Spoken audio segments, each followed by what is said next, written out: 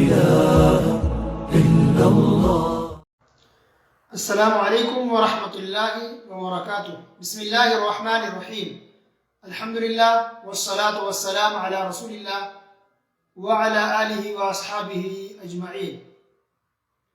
محترم سامعین کرام، میرا موضوع ہے نماز کا بیان، پارٹ نمبر 20 یعنی 20. سلام پھیرنے سے پہلے ہم تشہد کی حالت میں بیٹھتے ہیں اور بہت ساری دعائیں پڑھتے ہیں. اس میں سب سے پہلے ہم یہ پڑھتے ہیں التحیات للہ. تو التحیات للہ جو پڑھتے ہیں اس کے اندر 4 اہم باتیں ہیں. اس دعا کے اندر شاید کبھی ہم نے غور نہیں کیا ہوگا. تو التحیات للہ والصلوات والطیبات السلام علیک ایھا النبی ورحمۃ اللہ وبرکاتہ. السلام علینا وعلی عباد اللہ الصالحین.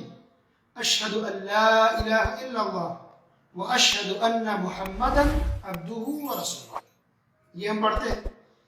اس کے اندر 4 اہم باتیں کیا ہے کہ شروع میں اللہ تعالیٰ کی تعریف ہے، التحیات للہ والصلوات والطیبات، یہاں تک یعنی زبان کی تمام عبادتیں، بدنی اور مالی عبادتیں سب کی سب اللہ تعالیٰ کے لیے ہی ہے. ہر طرح کی عبادت کس کے لیے ہے؟ اللہ تعالیٰ کے لیے. اس کے بعد ہم سلام بھیجتے ہیں رسول اللہ صلی اللہ علیہ وسلم پر. السلام علیک ایھا النبی ورحمۃ اللہ وبرکاتہ. سلام ہو آپ پر اے نبی، اور اللہ کی رحمت ہو اور اس کی برکتیں ہوں. اس کے بعد ہم خود اپنے آپ پر سلام بھیجتے ہیں اور تمام نیک لوگوں پر، تمام مومن مردوں اور عورتوں پر سلام بھیجتے ہیں. السلام علینا وعلی عباد اللہ الصالحین. اور مجھ پر سلام ہو اور اللہ کے نیک بندوں پر سلام ہو. یہ تیسرا پوائنٹ ہوا اس دعا کے اندر، السلام علینا وعلی عباد اللہ الصالحین. مجھ پر سلام ہو اور تمام اللہ کے تمام نیک بندوں پر سلام ہو. تو خود اپنے لیے بھی دعا ہو گئی اور اللہ کے تمام نیک بندوں کے لیے دعا ہو گئی. تو اس میں مرد بھی شامل ہے، خواتین بھی شامل ہیں، رشتہ دار، گھر والے، فیملی کے لوگ بھی شامل ہیں، پڑوسی، دوسرے رشتہ دار اور دور کے لوگ بھی شامل ہیں. بلکہ پورے ورلڈ کے جتنے بھی مسلمان ہیں، پوری دنیا کے جتنے بھی مسلمان مومن ہیں، چاہے وہ کسی بھی ملک کے ہوں، افریقہ کے ہوں، آسٹریلیا کے ہوں، امریکہ کے ہوں، انڈیا کے ہو، پاکستان کے، بنگلہ دیش کے، کہیں کے بھی ہو، دنیا کے کسی بھی کونے میں اگر وہ مسلمان ہے، وہ مرد ہے عورت ہے، تمام لوگوں کے لیے دعا ہو جاتی ہے. سبحان اللہ. اور یہ خوبی صرف اسلام کے اندر ہے. ایک چھوٹے سے جملے کے اندر دیکھیے کہ آپ تمام لوگوں کے لیے دعا کر رہے ہیں. اس کے اندر اسلام کو ماننے والے تمام لوگ آ گئے، چاہے وہ مرد ہو عورت، جس کا آپ نام تک نہیں جانتے، جس کی آپ گنتی تک نہیں جانتے کتنے ٹوٹل مسلمان ہیں دنیا میں، لیکن آپ ان کے لیے دعا کر رہے ہیں. سبحان اللہ. السلام علینا وعلی عباد اللہ الصالحین. سلام ہو اللہ کے تمام نیک بندوں پر. اس کے اندر سارے کے سارے لوگ آ جاتے ہیں جو بھی اسلام دھرم کو ماننے والے ہیں، مسلمان مرد ہے یا عورت ہے. سبحان اللہ. چوتھی بات کیا دیکھیے؟ شہادتین ہے. اشہد ان لا الہ الا اللہ. میں گواہی دیتا ہوں کہ اللہ کے سوا کوئی سچا معبود نہیں ہے. سچا معبود برحق کون ہے؟ صرف اور صرف اللہ رب العالمین ہے. بس اللہ کے علاوہ جس کی لوگ پوجا کر رہے ہیں، مورتی کی، پتھر کی، سورج کی، آگ کی، یہ سب غلط ہے. اس میں شرک اکبر ہے. یہ مخلوق کی پوجا کر رہے ہیں. خالق کی پوجا کرنی چاہیے، اللہ رب العالمین کی پوجا کرنی چاہیے، صرف اللہ کی عبادت ہونی چاہیے. تو اس چیز کی وجہ کہ ہم نماز کے اندر بھی گواہی دیتے ہیں، اشہد ان لا الہ الا اللہ. یہ کلمہ توحید ہے. ہم توحید کا اقرار کرتے ہیں، توحید کی گواہی دیتے ہیں.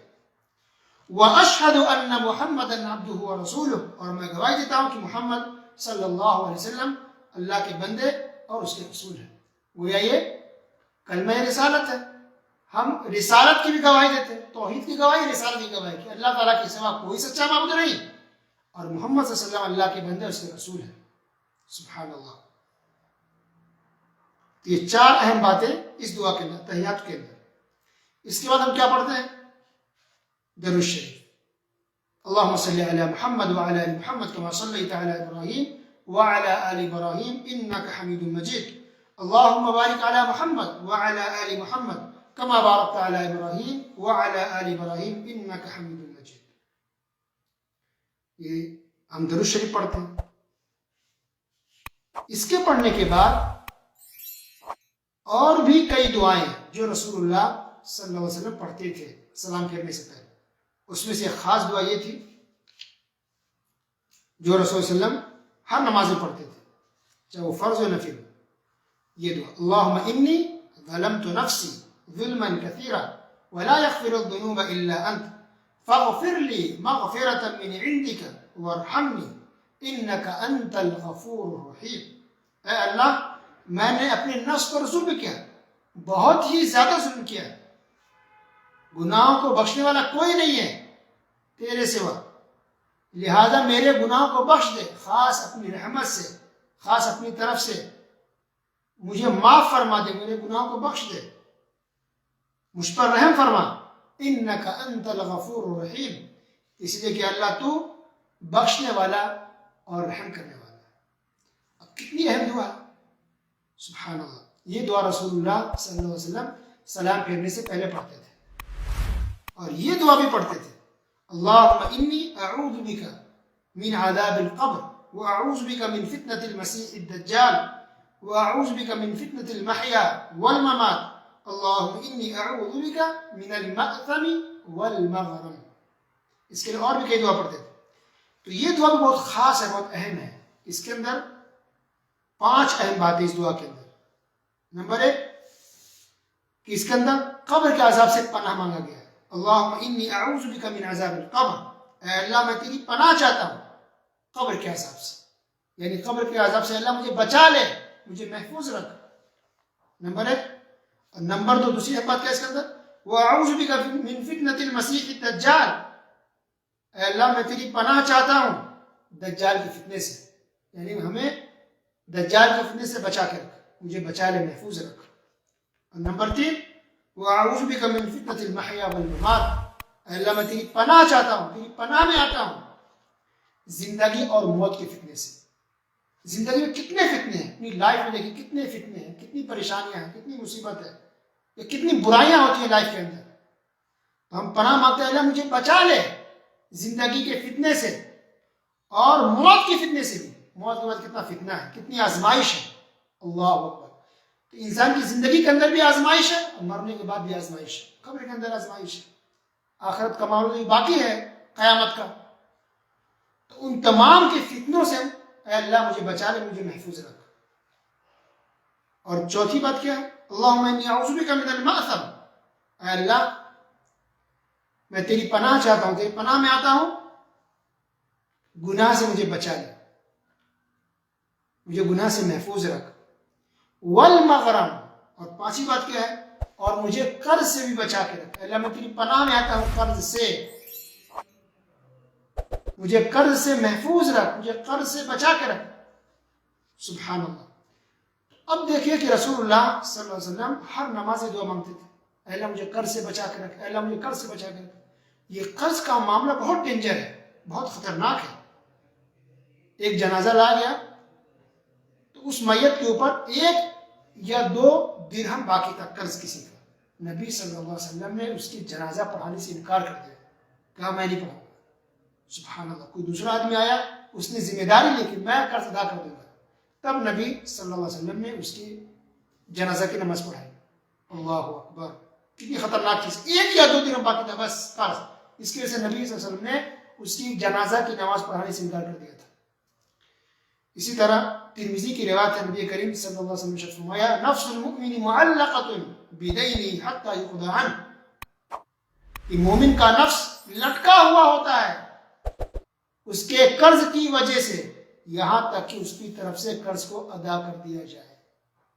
اب مر گئے, وفات پا کے کتنے بھی نیک تھے, نمازی, تہجد گزار, ذکر و اذکار و استغفار کرنے والے, اگر آپ نے کسی کا قرض لیا ہے, قرض لے کے مر گئے, آپ کا نفس لٹکا ہوگا, لٹکا رہے گا اس وقت تک جب تک کہ آپ کے گھر والے آپ کی طرف سے قرض ادا نہ کر دیں. سبحان اللہ. کتنی ڈینجر چیز ہے. لوگوں نے قرض کو کتنے ہلکے میں لے لیا. آپ نے قرض کسی کا بھی لیا ہو, حتیٰ کہ بھائی کا لیا ہو وہی بات ہے, بہن کا لیا ہو وہی بات ہے, پڑوسی کا لیا ہو یا دور کے رشتہ دار کا لیا ہو یا کسی غیر کا لیا ہو, قرض قرض ہے. چاہے وہ 1 روپیہ ہو، 100 روپیہ ہو، 1000 ہو یا 1 لاکھ ہو. آپ نے گھر والوں کا لیا یا باہر والوں کا لیا، بہت ڈینجر چیز ہے. جب تک کہ وہ قرض والا معاف نہ کر دے یا آپ کے گھر والے ادا نہ کر دیں، آپ کا نفس لٹکا ہوا ہوگا. سبحان اللہ. اسی لیے جتنی جلدی ہو سکے انسان کو قرض ادا کر دینی چاہیے، کبھی قرض آپ باقی نہ رکھیں. بہت ساری اس تعلق سے حدیث ہے. اس میں ایک حدیث یہ بھی ہے، سن کر دنگ اور حیران رہ جائیں گے.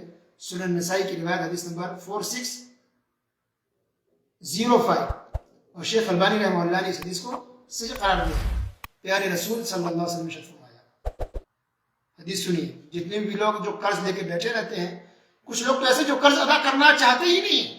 کچھ لوگ ہیں جو قرض لیتے ہیں تاکہ وہ مال جمع کر لیں، پیسے جمع کر لیں، دولت جمع کر لیں، ان کے پاس پراپرٹی ہو. کچھ لوگ تو اس چیز کو ہنر سمجھتے ہیں کہ ہاں میں نے اس سے قرض لے لیا، میں نے اس کی جیب سے پیسے نکال لیا، اپنی تکلیف بیان کر کے، جھوٹ بول کے، اپنی پریشانی کو بیان کر کے، اور سامنے والا انسان رحم کھا کر ثواب کے لیے انسان قرض دے دیتا ہے کہ چلو مسلمان میں ثواب ملے گا. لیکن کچھ لوگ ایسے ہوتے ہیں جو جان بوجھ کے جھوٹ بولتے ہیں، جھوٹ بول کے قرض لیتے ہیں، اپنی پریشانی کو بیان کرتے ہیں، حالانکہ وہ پریشانی میں تکلیف میں نہیں ہوتے، ان کے پاس پیسے ہوتے ہیں پھر بھی جھوٹ بول کر کے پیسے لیتے ہیں. ایسے لوگ چاہیے کہ یہ حدیث اپنے سامنے رکھیں. حدیث کا اس طرح سے اللہ کے رسول صلی اللہ علیہ وسلم نے فرمایا، لو ان رجلا قتل فی سبیل اللہ، کہ اگر کوئی آدمی اللہ کے راہ میں شہید ہو جائے،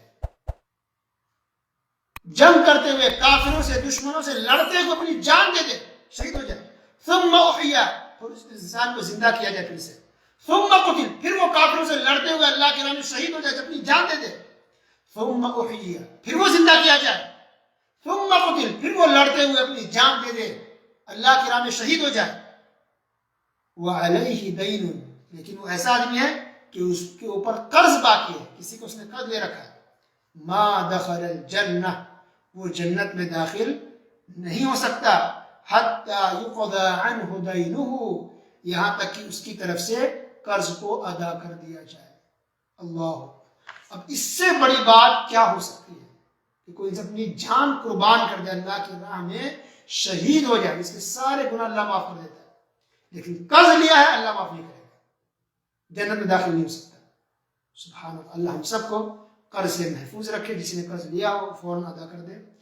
اور اس سے یہ بھی پتہ چلا کہ نماز کتنی اہم عبادت ہے، کہ نماز کا جہاں آخرت کی سب سے فائدہ ہے، اجر و ثواب ہے، وہی دنیا کی سب سے بھی فائدہ ہے کہ اس کے اندر رسول اللہ صلی اللہ علیہ وسلم کتنی اہم دعائیں کیا کرتے تھے.